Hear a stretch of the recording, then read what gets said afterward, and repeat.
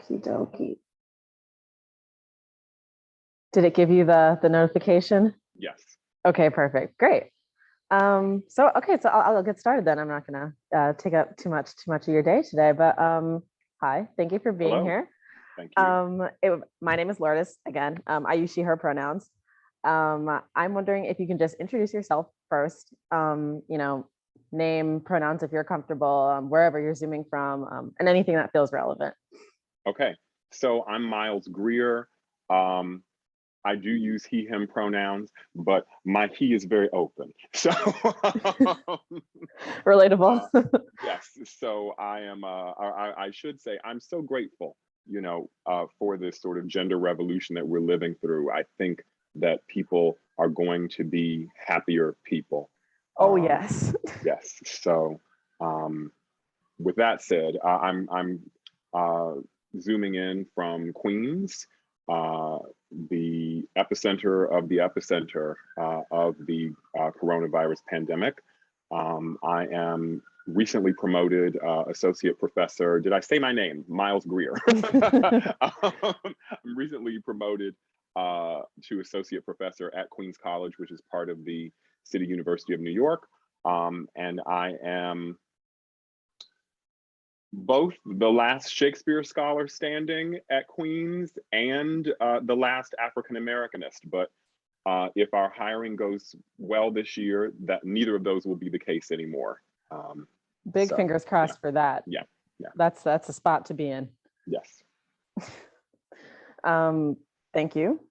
Awesome. And so just my first general question is just if you could tell me a little bit about like your primary areas of research and how you came into those fields and areas of interest and when your interest in Shakespeare first started, whether like as an academic or a researcher or before or after, anything like that. So my story is maybe a little unique. I didn't take a Shakespeare course until my senior year at Washington University in St. Louis as an undergraduate. And I barely understood a word of the Shakespeare that I had been forced to read in high school. And I didn't understand much of what I'd read in college, but a wonderful professor that I had named Nancy Pope taught us how to close read poetry. And once I understood formally how poetry worked, I then could read Shakespeare, but I didn't want to necessarily. It was actually a surprise to me when I found out, oh, now this Shakespeare stuff makes sense. So what I'd really been focusing on, and it's really sort of shaped my trajectory as a scholar, in my undergraduate career at WashU, I had been focusing on the 18th century Atlantic, on the American Renaissance, the 19th century, whether it's the old canon of Twain, Melville, Hawthorne, or the sort of emerging canon of Douglas and Jacobs and the classic slave narratives. That was really where all my interest was. And then I had this surprising class with Joe Lowenstein as a senior. And I thought, I actually like this Shakespeare stuff now that I can understand verse. And what really struck me was that I could see in Shakespeare the seeds of the kinds of racial regimes I was seeing in 18th and 19th century literature. But I immediately ran into this sort of prohibition that I wasn't allowed to say that, right? Because there's no race in the Renaissance. Right. But I began thinking about it. And so when I did embark on my graduate career, which I didn't do until after I'd taught high school for 3 years, which was also very helpful. Because I got to teach some of the texts that I work on now. And it's totally different teaching a text at the college level versus teaching it 5 days a week, line by line at the high school level. I can only imagine. You really do actually have to become conversant, in all the little details of the plays. So it made me a better reader. So then when I came to grad school, I sort of thought, okay, time to slay this dragon of you can't talk about race in the Renaissance. Now, of course, I had been already preceded at that time by both Kim Hall and Arthur Little and Joyce McDonald. I didn't know about Joyce's work yet, but they had preceded me. And so, their work was sort of my Bible when I entered grad school in the early 2000s. And then the work of Ian Smith was yet to come. Yeah, but sort of, and I know this is sort of one of your later questions, but Go Kim for and it. Arthur were sort of my first inspirations, because they were kind of clearing that area that I wanted to be in. But I also knew I had something slightly different that I wanted to pursue. So yeah. That makes a lot of sense. That's great. Obviously, that makes a lot of sense. The work that Things of Darkness did and continues to do is like monumental. So Absolutely. So Absolutely. that makes a lot of sense. That's very. And I should say, while we're giving credit, a lot of people forget Anthony Barthelemy's blackface maligned race. I didn't know about it, but it does, of course, precede Things of Darkness, and it remains also. You kind of have this. You say, "Oh, I'm interested in this text or this Lord Mayor's pageant or this obscure play," and you kind of go, "Oh, Anthony Barthelemy did it." Like I didn't know that. Now you may have another reading or another approach you want to take, but whether it's Kim or Anthony, or even for that matter, Eldred Jones, it is sort of amazing how comprehensive those early texts were.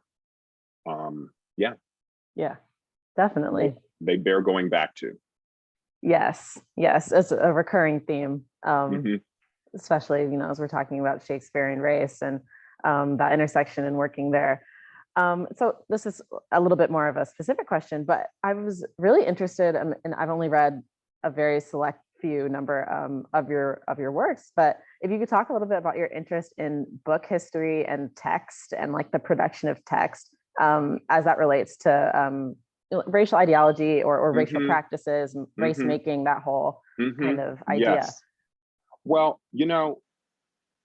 I guess it kind of goes back to what I was saying about having taught these texts at the high school level.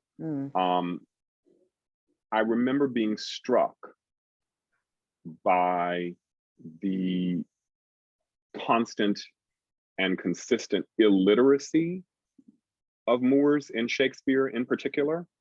The Prince of Morocco, chooses the wrong casket.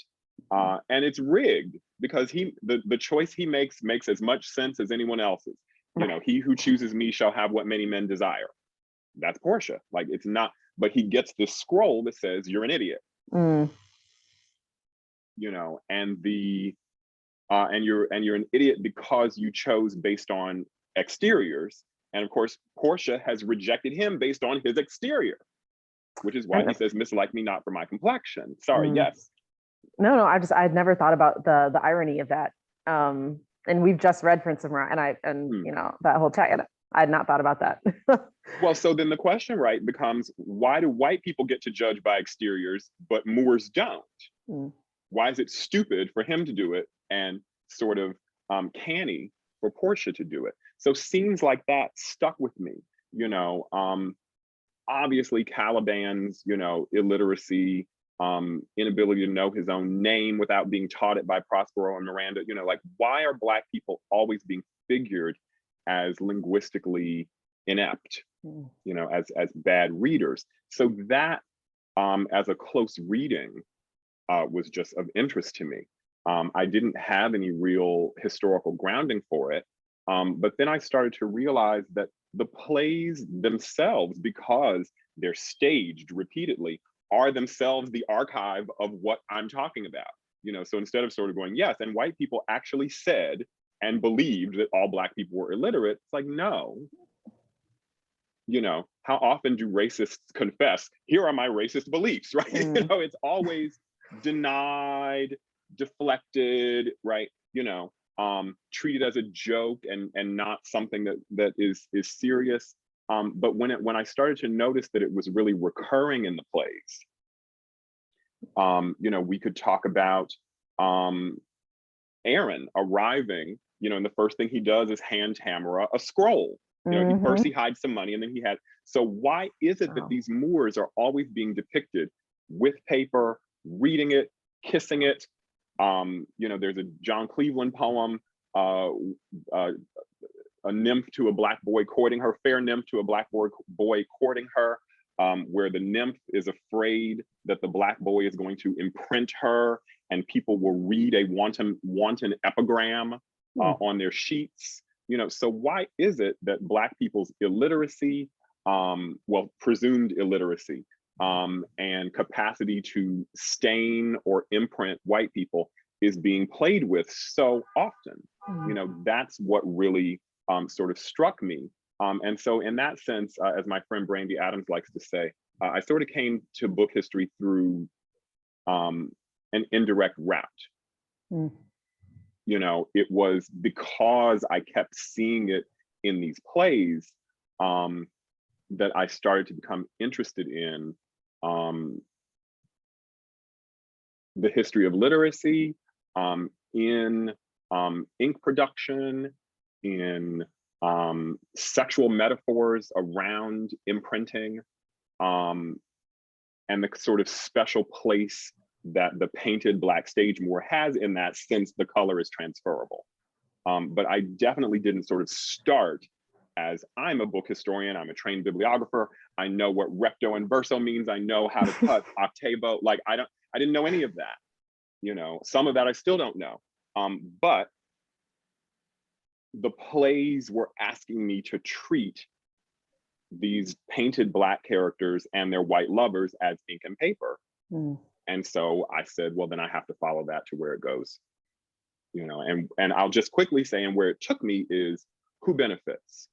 You know, who benefits from Othello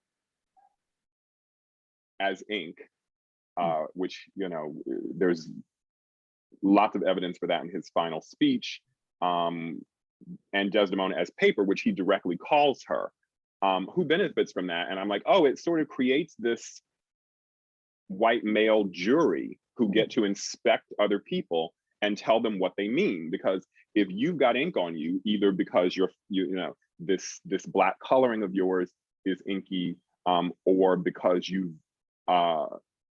absorbed it from your Moorish lover, then someone else is meant to read you. You're not meant to read yourself, right? So someone else is meant to tell you what you mean, what you're worth, whether you have any value on the sexual market anymore. You know, all of those kinds of things are to be determined. And who stands to benefit? Well, in a patrilineal society where white men are concerned about the transmission of property from father to son, that's who benefits, you know. So that's how I, you know, how I came into it. That's so interesting. And there's so many different things to like bring into that. As you were talking, I'm thinking like now about Phyllis Wheatley and like On Virtue and On Being Brought from Africa to America. Like these tropes are so like we can see them in so many different places and in so many different types of work. Yes. So there's just so many different things that can be brought together, I think, by like understanding and looking at texts and at racial ideologies this way, like in this period. Absolutely. Like it makes a lot of sense. And so then, I mean, that kind of brings me, one of the things I found really interesting in your work and in staging the Cherokee Othello was like the focus on performance specifically. And so I would love to just hear you talk about just the process of creating and of doing that research and like producing that work just in general. But I'm also curious if there's if there's any contemporary like plays and or works of theater that you feel have done kind of the similar work of using like the practical aspects of performance, like crowd conduct and seating expectations and those types of things to reinforce or subvert kind of like racial ideologies as they're being circulated. Well, you know, that article was not something I intended to write. I was sure that November performance of Othello had something to do with a shipment of Africans that had been brought within, I mean, I can't remember now because I decided that it wasn't the proper context, but I was sure that it must have something to do, I think it was maybe within a week or you know, within a month of that performance. And I thought, a new shipment of Africans arrived. So somehow this performance of Othello needs to be contextualized by talking about those captive bodies. And I did a lot of research on it. and to be honest, I don't remember exactly what made me switch and say, well, let me think about these Cherokees who are here, because that is the primary occasion, of this.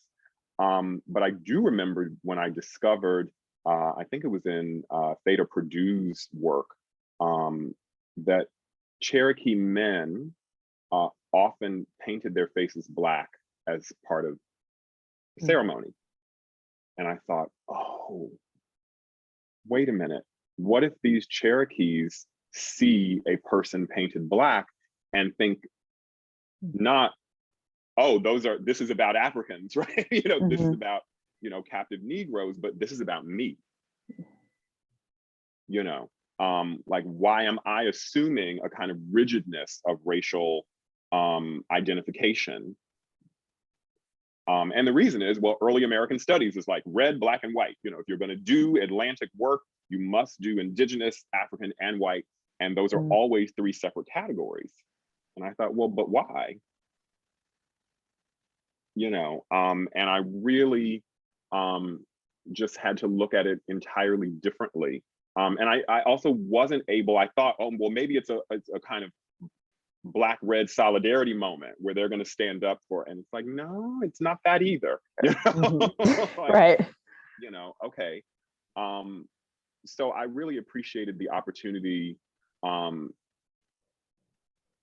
that was funded research at the John Rockefeller Library in Williamsburg, and I appreciate their generosity in allowing me to be there and think about that and be in the archives, and test my presumptions about what something has to be about.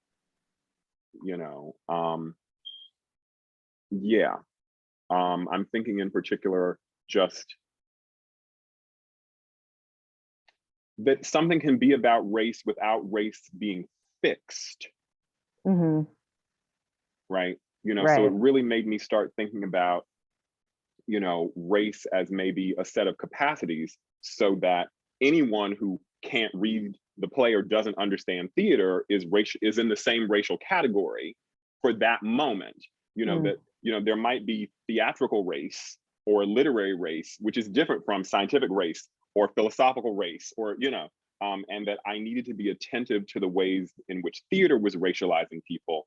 And I'll just quickly say, and the crossing is at that moment in Othello's final speech, where he calls himself or compares himself to the base Indian, and it's sort of like, oh, at that moment, it's to the advantage of, white commercial imperial interests to collapse any difference between Moor, Indian, and Negro.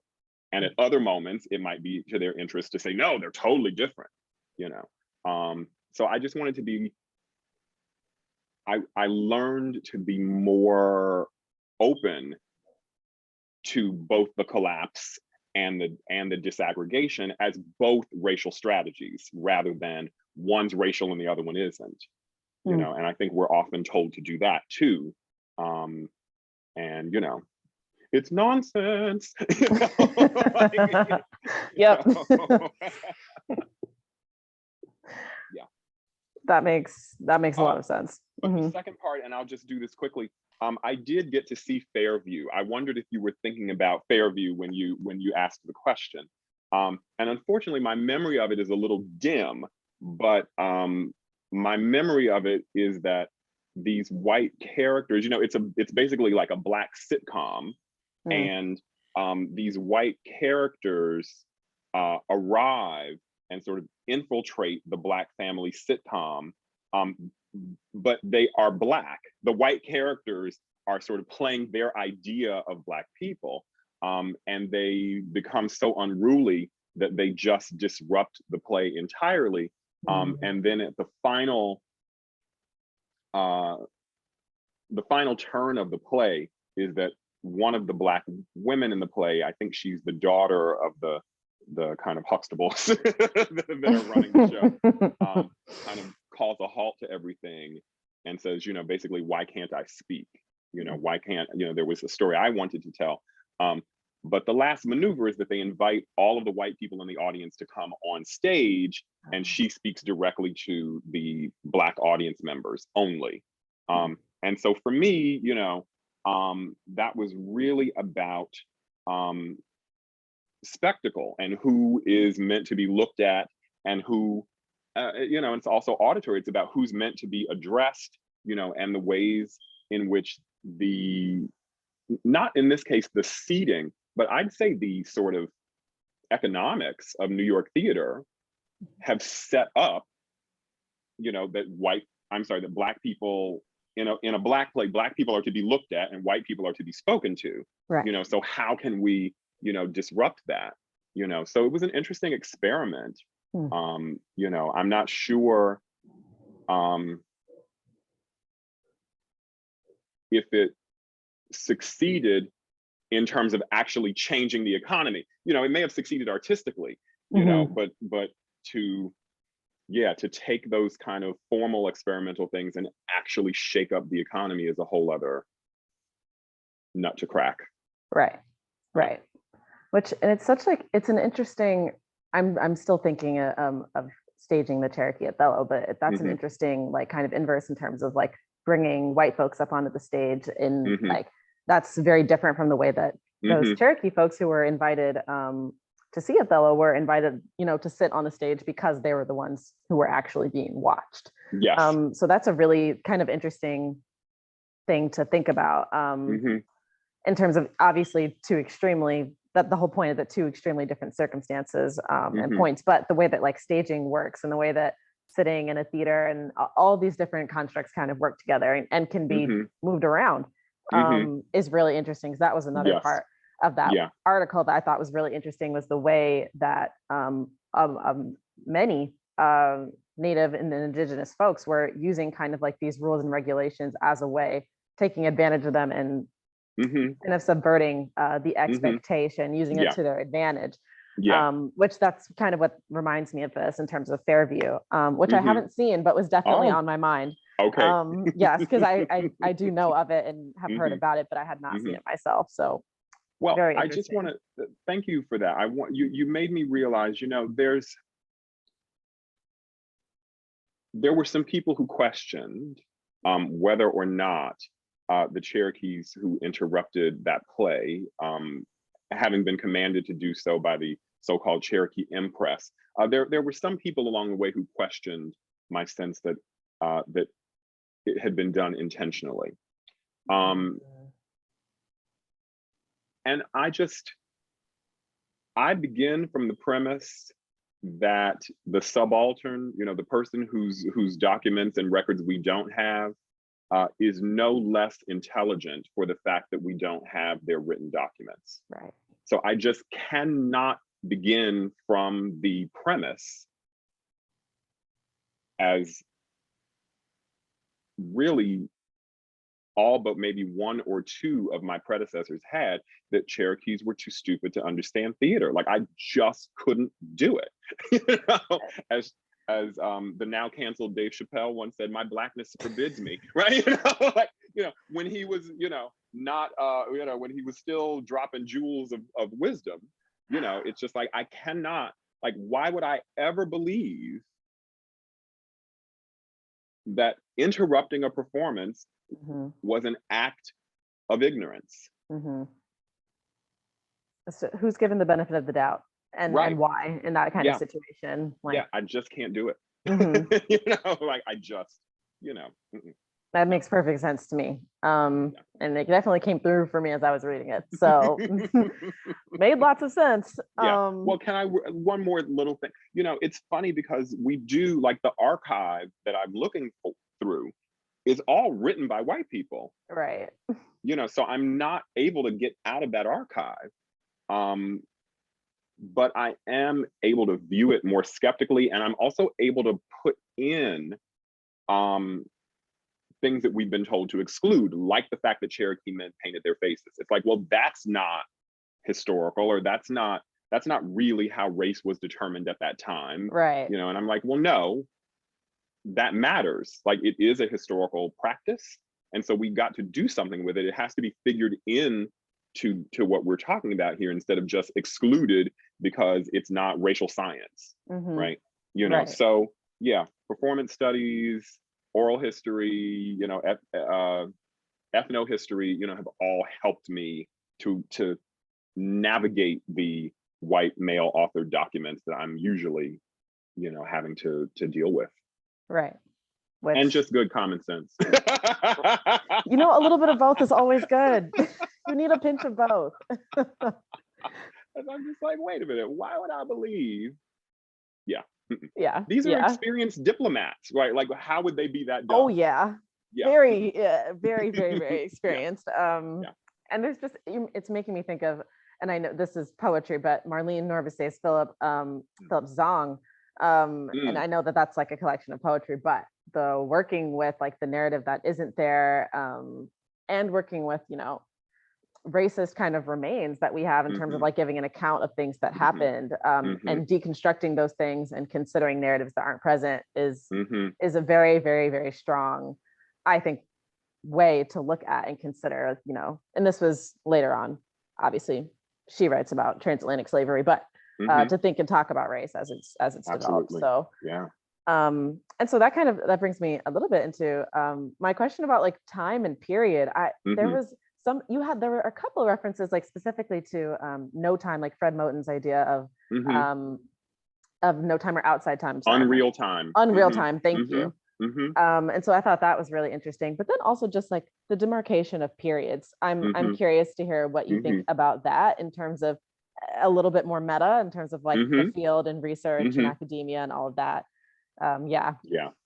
Well, I'm in one very important way a disciple of Hortense Spillers. She has this famous moment, or at least famous to me, in which she says that the whole project of Black studies is not just to add the adjective Black in front of other things, Black post-structuralism, Black feminism, Black deconstruction, but to actually go into those intellectual formations and figure out why Blackness had to be excluded from their accounting procedures. So that, to me, means Black studies work has to actually challenge the fundamental premises of the field. And if it doesn't, it ain't worth it. Now that's a high bar to have to do all the time. It may be why Spillers never produced a monograph, but just produced, these sort of field-changing essays, right. One by one, because that takes a lot. Like it took a lot for her to do that, and do it over and over again. But I think, the question to me becomes these period containers, early modern, restoration, 18th century.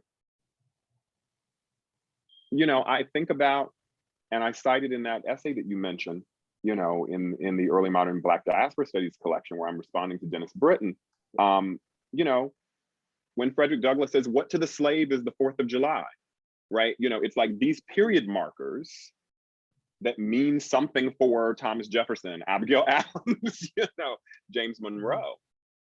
What do they mean for the slave? So, my one-time advisor, Jennifer Morgan, who advised my dissertation, has an essay where the Journal of the Early Republic asks her to talk about Black women in the early Republic, and she responds, "The period designation that you're using means nothing to the women that I study." And so that really means something, right? If you can't just say, "Oh yes, well, what were Black women doing in the early Republic?" Right? If you have to say the early Republic only means something to the political elites who gained power at that moment. And so you can't just have a multicultural Hamilton style, right. inclusive version of the founding and the early Republic and just add Negroes, as if those kinds of substitutions and plugging people in would have meant anything to them. So to me, it's a way of honoring the specificity of past subjects to say, as I said, scientific racism in 1752 or climate-based theories of race mean nothing to these Cherokees.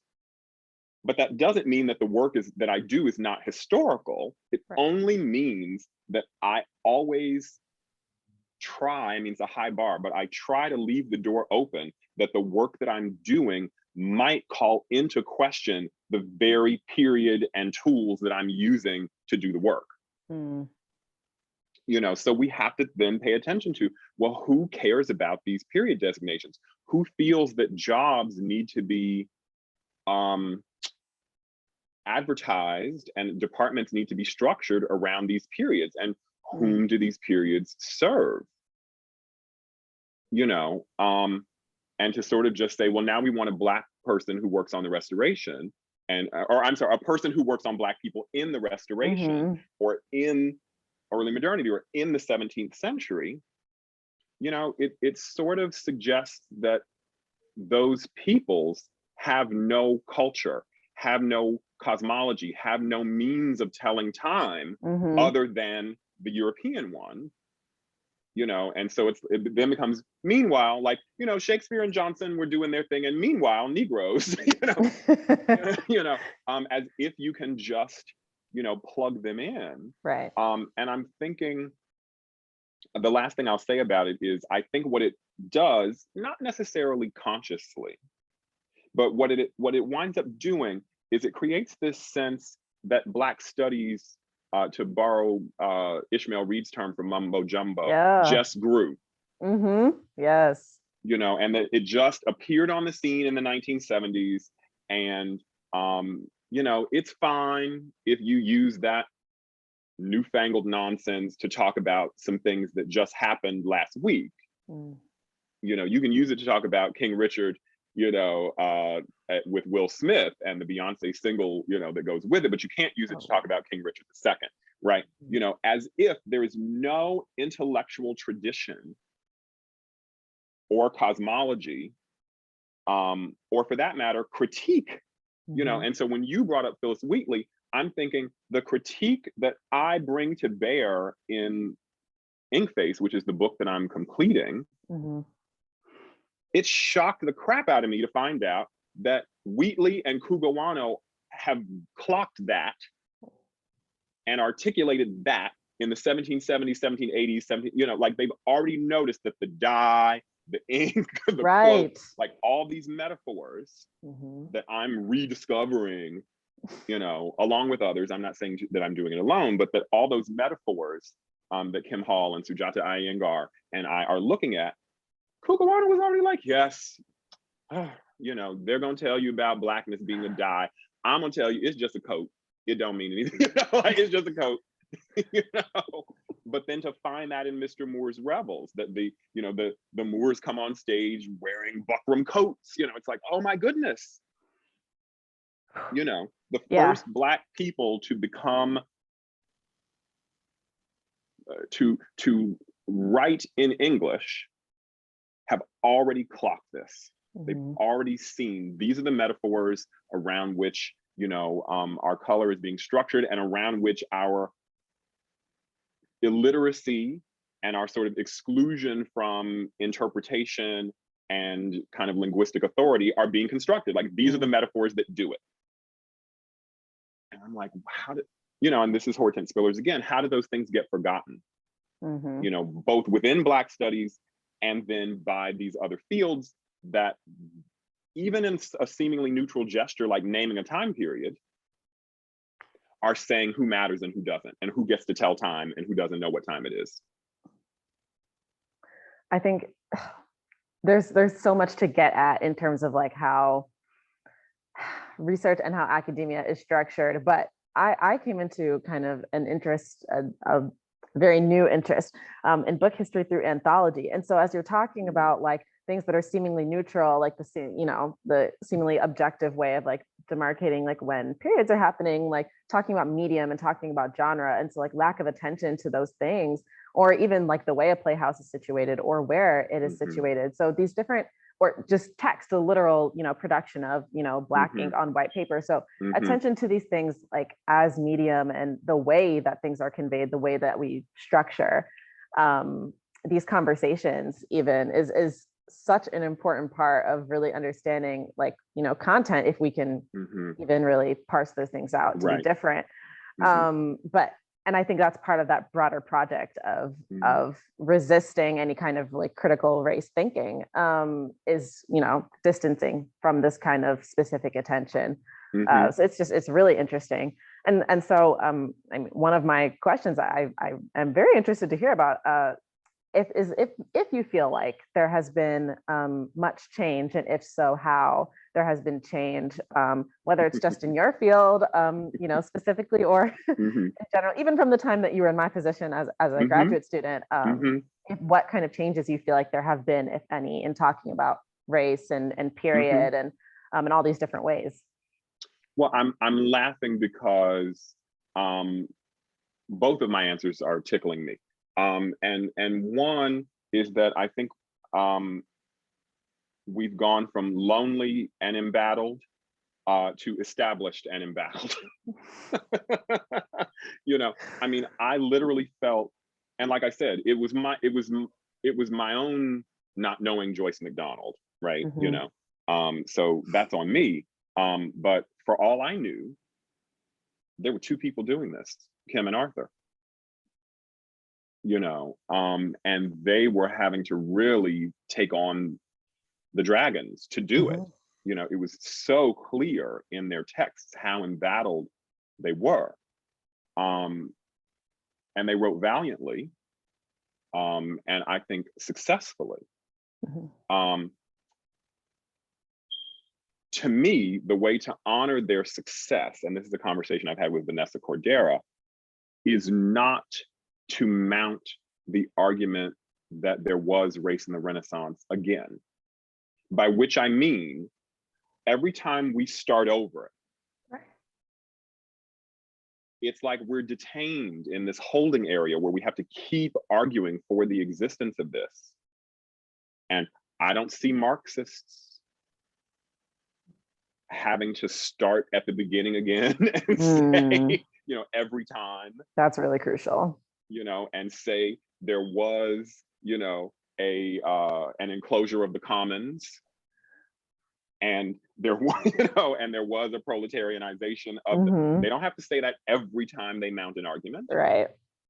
You know, so when we succumb, you know, to that. So to me, that's one thing, is there is a certain kind of freedom now that I can say, if you don't believe me, I suspect it's because you haven't read Ian Smith. Right. I suspect it's because you haven't read Joyce McDonald. I suspect it's because you haven't read Umberine Databoy. I mean, you know, like I suspect it's because you haven't read Matthew Chapman, Dennis Britton. I mean, so that's the big difference, is I can now say, go talk to them. Right.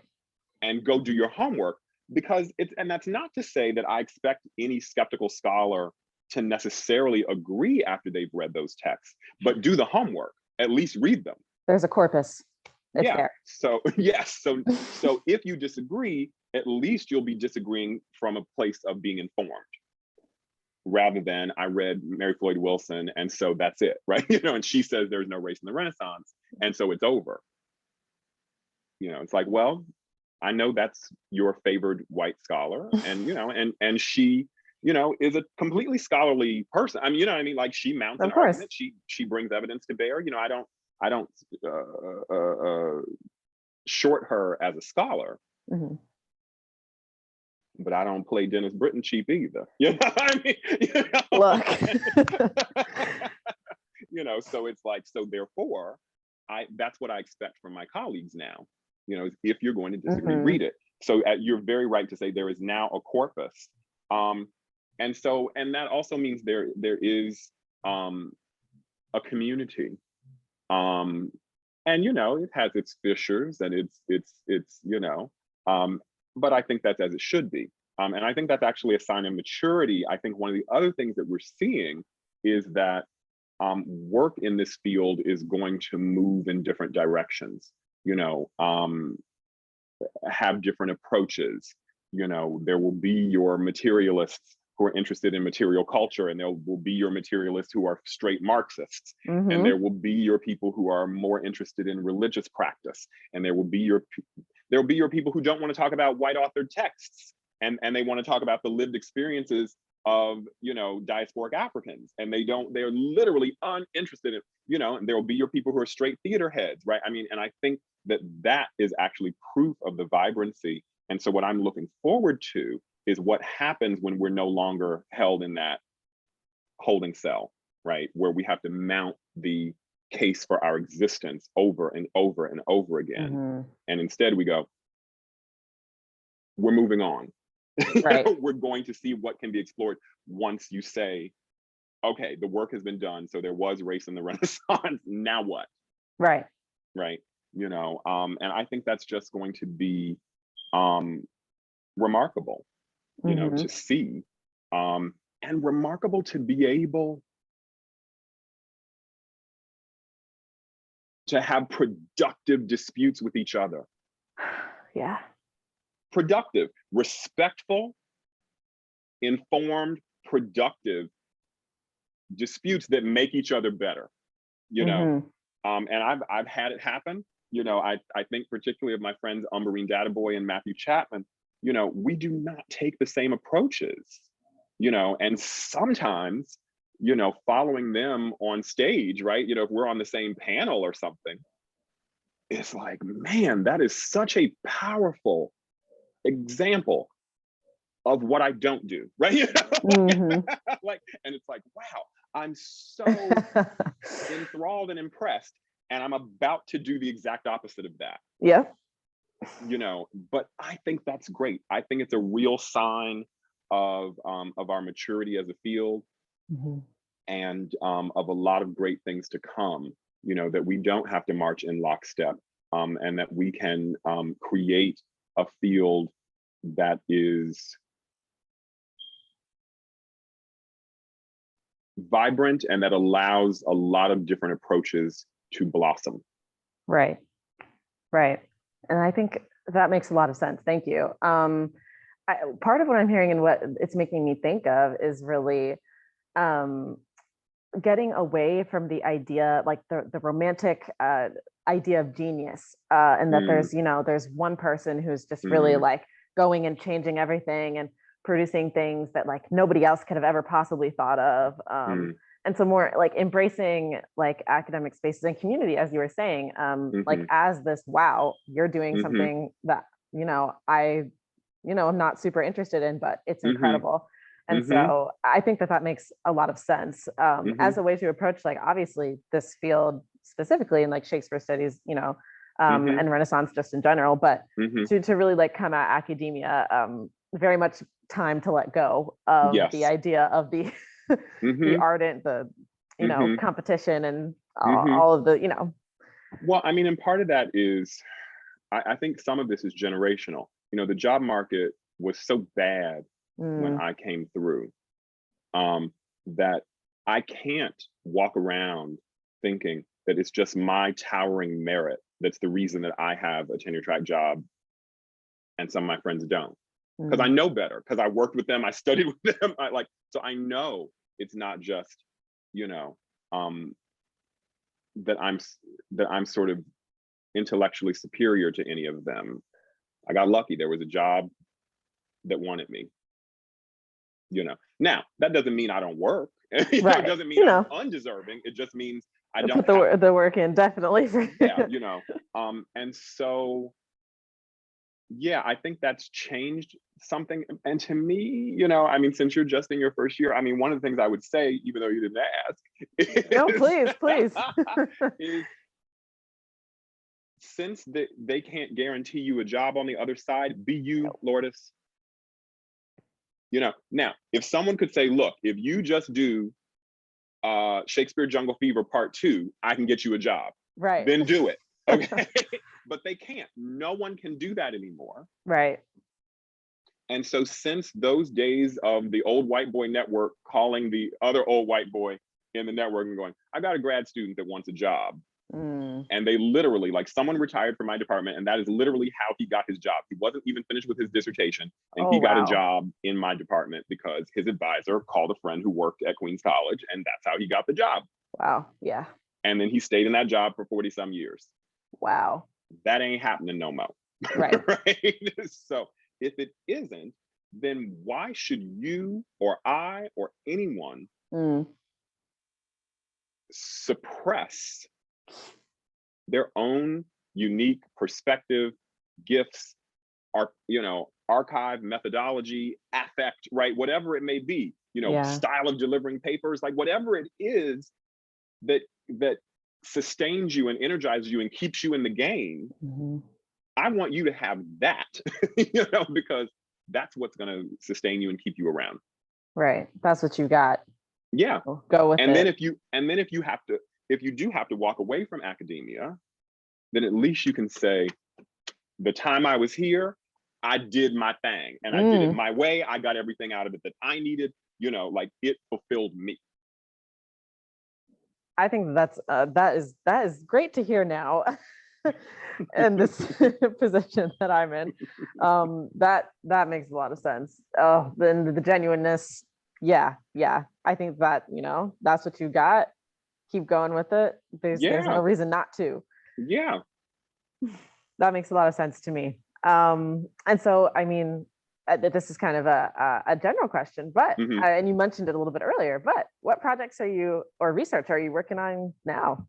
Sure. Well, I'm finishing my ink face book, my oh, long delayed ink face book.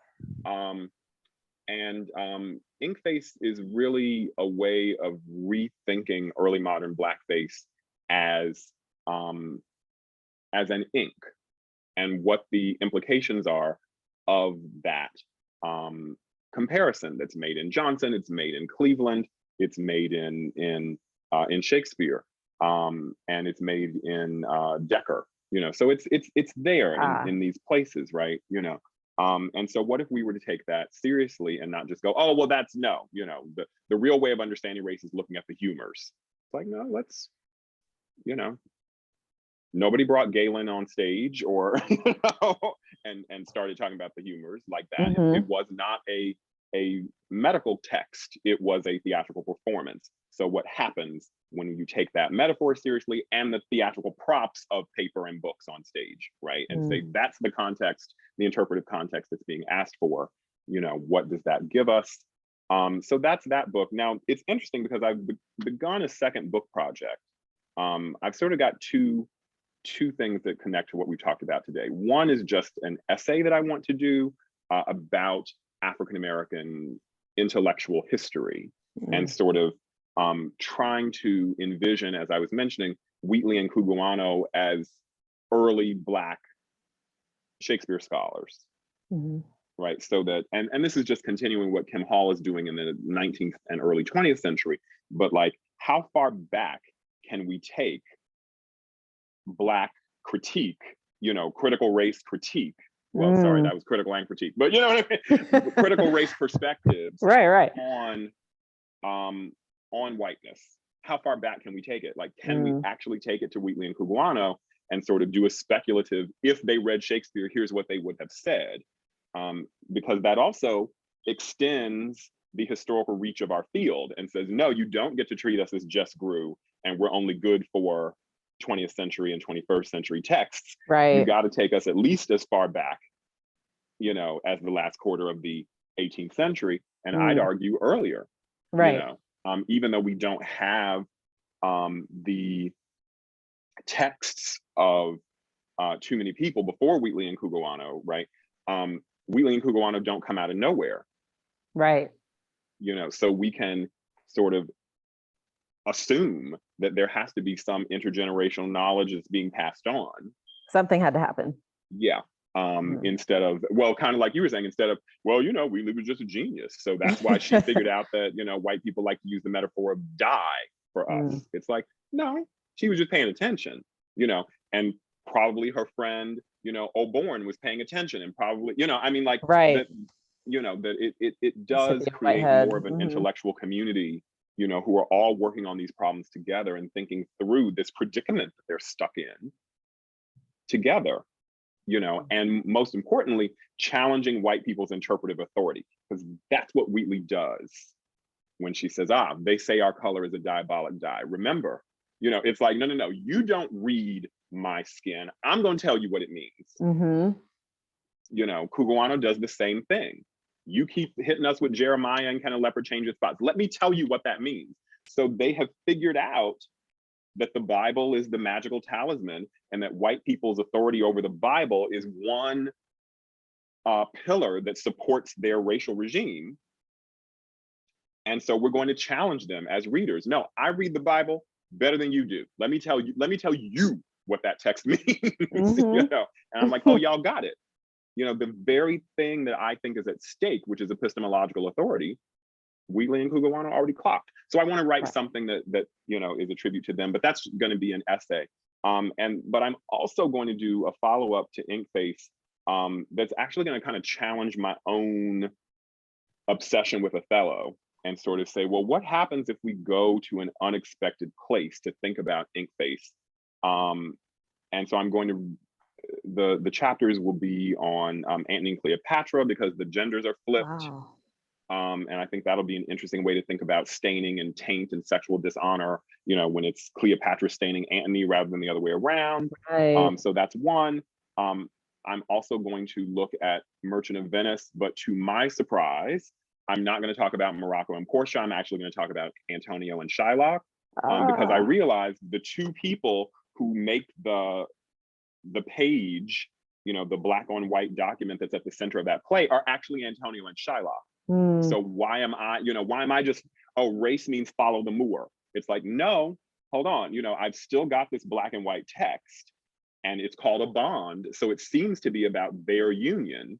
So what can we do with racial blackness, Jewishness, sodomy, like what can we do from some perspectives that I haven't used as often, right?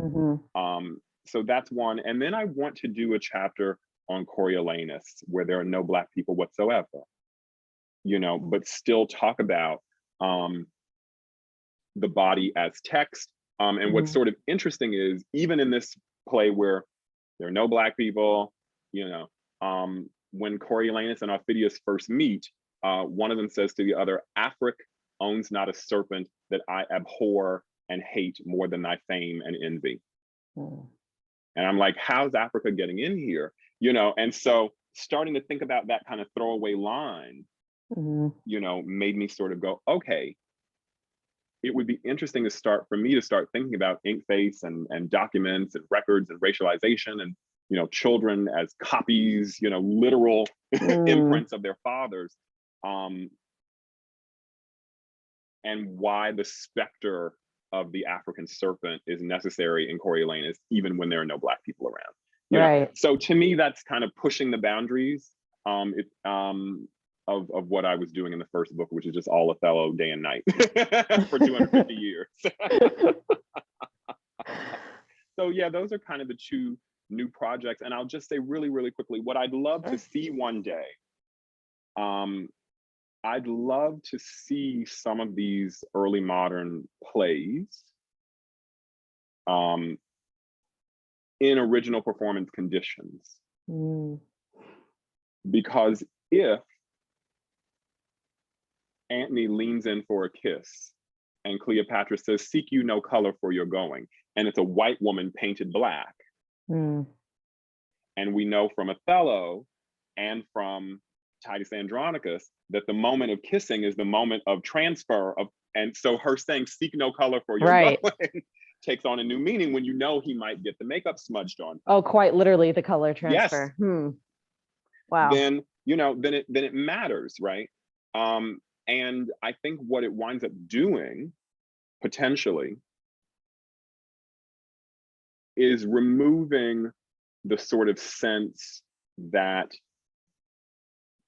Shakespeare was always interested in real people, and that he had this unlimited sympathy for all his characters.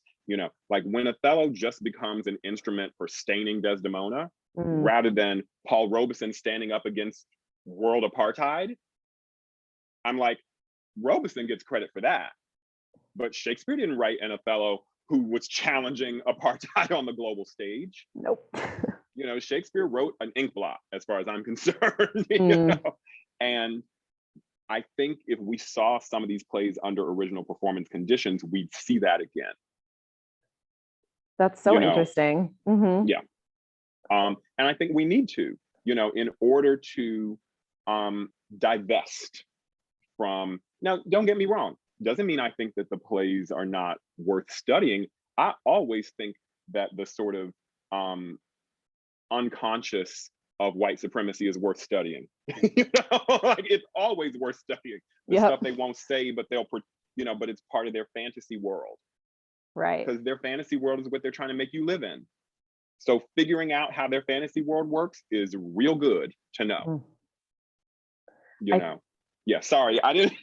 you're fine. So no, I love it. I have so many thoughts, and I just this makes so much sense. I think that, I mean, you you talk a lot about imagination, like at least in Mhm, the works that I've read, and I just hadn't thought about. I mean, theater is like the literal production. Like, mhm, it's not very often that you get the chance to really like mhm. go and see what is inside someone else, or Yes, like even in like a yes. group or cultural Mhm, imagination. And mhm. theater is like one of the few places where you really get to go and literally watch it. And like that's the Yes, point. So yes. it's making more and more sense to me that, like theater should really be like, at least like made to be important, like as we Mhm, consider these things. And mhm, you don't have mhm. to speculate, about like Yes. what people may have thought. Like we can really Mhm. see it, Oh, yes. in a lot of Mhm, cases, like it's mhm, evidenced. mhm. And so I think that's really interesting to me. Yeah. Yeah, what they thought or what they wished could be true. You know Right. what I mean? Like, to me, that's the other thing. Sometimes we get so sometimes we think we can figure out what people thought. You go, well, we found the Apostles' Creed and this is what Catholics believe. Like, Hmm. just because it's in the Apostles' Creed don't mean it's what Catholics, each individual Catholic, you know. So to find out practically what world people were living in, Mm. um, I think that paying attention to their daydreams, their fantasies, their wishes is just as important, if not more so, because like I said, that's what they're trying to conscript you and me to live in, right? Whether if you want to talk about something like the one drop rule, like that's somebody's fantasy of how the world works and how inheritance will work and how I can cut you out of the family and cut you out of Right. inheritance. And then they amass the political power to make you live in that fantasy world. So whether they say they believe it or whether they write it down or whether their scientists claim it to be a material fact has nothing to do with whether it's a social fact that they are trying to force you to live in. Mm. And so to me that's also why both literature and theater are so key, is because someone gets to explore something that didn't really happen, Right. you know and it might be something that they're afraid will happen, it might be something they want to happen, but either way it didn't really happen, but they get to, it's almost like a video game, they get to play it out for a while. What would happen Hmm. if? Performance is so Yeah, interesting. yeah, yeah. So, and yeah.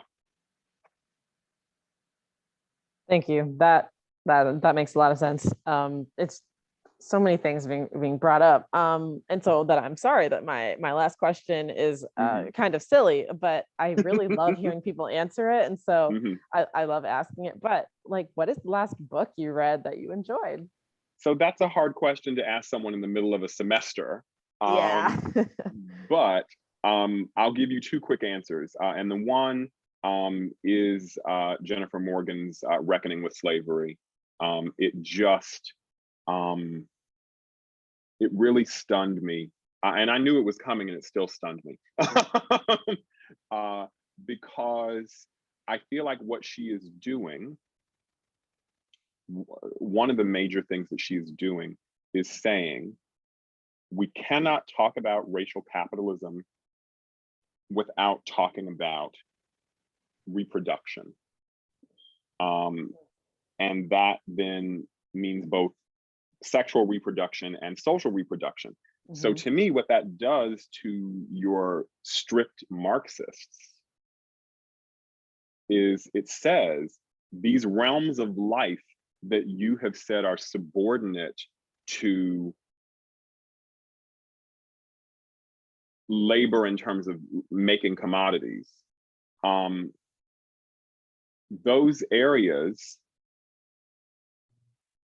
are not as peripheral as you might think, and that in the same way that she said, like, focusing on Black women explodes this time period of the journal or of the early republic, like focusing on Black women changes the tenets of the study and critique of capitalism and of racial capitalism. Mm. I want to go even further, and say, well, what about even non-productive aspects of racial slavery? Torture, beating,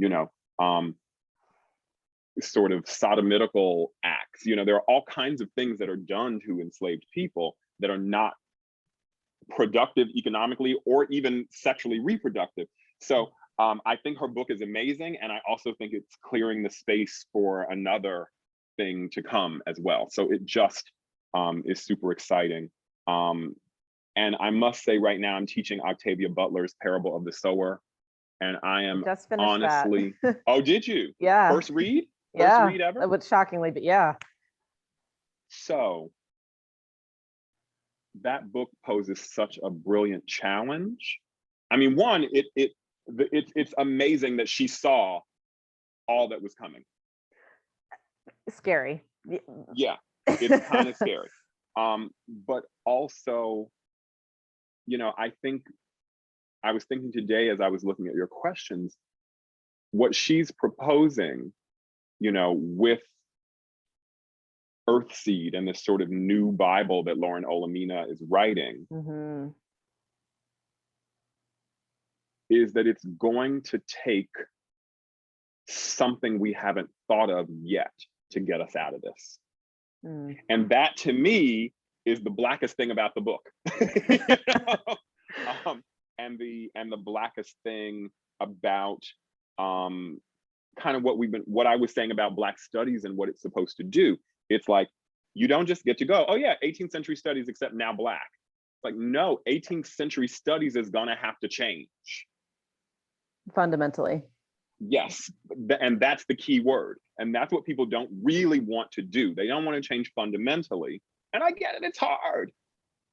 It's not easy to give up everything, right? To question everything. And I can't say that I reach that bar myself, but Mm-hmm. that's the actual challenge. Because if any of the strategies that we've used so far were going to free us, they would have already done so. So just reinvesting in voting, diversity, or what, anything that we've already done, right, was clearly insufficient. And so asking me to reinvest in that again, to me, is a delay tactic. Oh, just try harder with that one. I'm hearing Audre Lorde. Yes, yes, you are. Right now. Yes, you are. No, obviously that tactic isn't going to work. But I will also say, since you brought up Audre Lorde and the Master's Tools and the Master's House, Mm-hmm. Olamina is still bringing all of the accumulated wisdom of the past too. It's a remix. She's synthesizing it over again, right? So it's right. So to me, that's the, if I'm allowed to disagree slightly with Audre Lorde, I do think that you're allowed to bring the Master's Tools. I think you're supposed to build something else with them. I also always question, and I'm being too literal, but I'm always like, no, I love the it. Master's Tools, like, if we're the ones who built the house, then aren't they our tools? Because the master didn't build it. The master sat around and said, hey, I think you need to hit that again. Who's really the tool here? Yeah, so are those actually the master's tools? And again, I know I'm being very literal, but a hammer can drive in a nail, but a hammer can also break out a window. So the tools can be used in multiple ways. Mm-hmm. So like, I don't necessarily think we always have to throw out all the tools and find the blackety blackest, like the untainted, no white in it anywhere black Hmm. coffee, no sugar, no cream strategy, right? I mean, you know what I mean? Like, I don't think we always have to try to do As that. if there were like a true black essence. Right, Right. right. At least, I mean, I will say this, if there is, it's not available to me. Mm. At this point in history, I don't have access to it. You know, Oh so yeah. I got to use what I got, but that's, yeah. That's so interesting. I love that for earth seed, I mean, the idea of like, going to like the literal earth and the Right. materiality of things being repurposed. Yes. I mean, Yes. that Right. makes a lot of sense to me. There you go. That And that's interesting. I am afraid that that's where we're headed. I mean, it really looks like everything she has said, from the climate to the walled cities to the commodification of basic necessities, Oh yeah. like it all seems to be coming. And I'm like, I don't have my emergency pack. Lauren told me to have an emergency She pack and tried to be tell ready to us. go. And I'm not, because I was Yeah. too busy trying to finish my book and get tenure. So much to be said in that book. Oh, wow. Well, thank you very, Thank you, very, very, Lourdes. very, very Thank you much. so much. I so appreciate this has been a wonderful conversation. I will go ahead and stop the recording now. If Okay. perfect, that's okay.